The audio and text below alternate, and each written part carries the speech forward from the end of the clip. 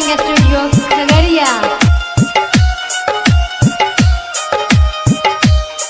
जा जा ये सनम हर जाई, तुझे याद न मेरी आई, तूने की ऐसी बेवफाई, मेरे संग मेरे तन्हाई, ये दिल मेरा दुखाया है, सपनों ने भुलाया है, ये दिल मेरा दुखाया है, सपनों ने भुलाया है।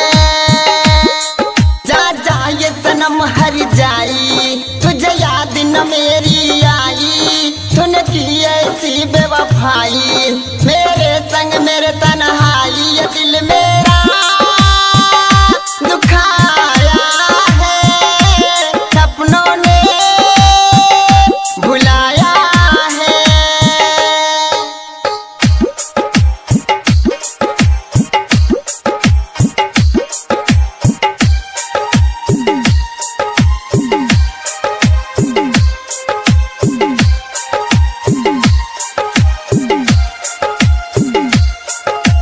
डीजे मनीष रक्सौल।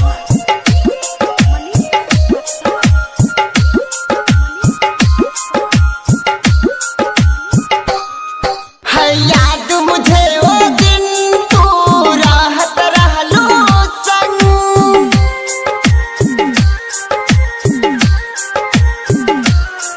है याद मुझे वो दिन, तू राहत रहलो संग, छोरी तू हमरा गईलू पिया जी के संग, दिल से हमरा हटैलू, दोसरा से दिल लगैलू, दिल से हमरा हटैलू, दोसरा से दिल लगैलू, ये दिल मेरा दुखाया है, सपनों ने भुलाया है, ये दिल मेरा दुखाया है, सपनों ने भुलाया है।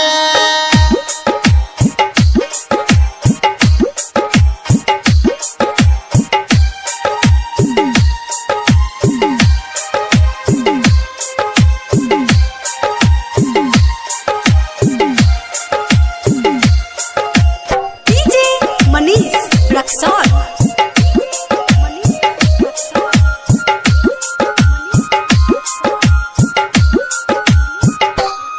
लागे ना दिल कतहु हमरो जहिया से छोड़ी गईलू,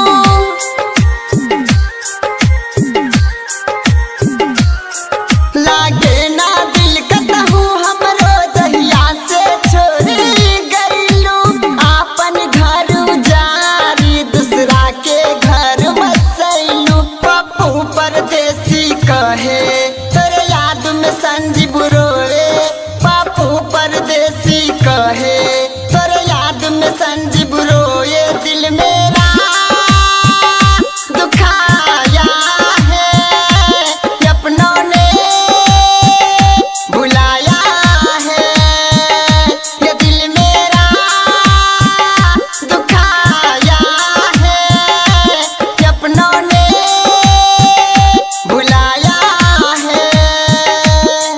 जा जा ये सनम हर जाई, तुझे याद न मेरी आई, तूने की ऐसी बेवफाई, मेरे संग मेरे तन्हाई,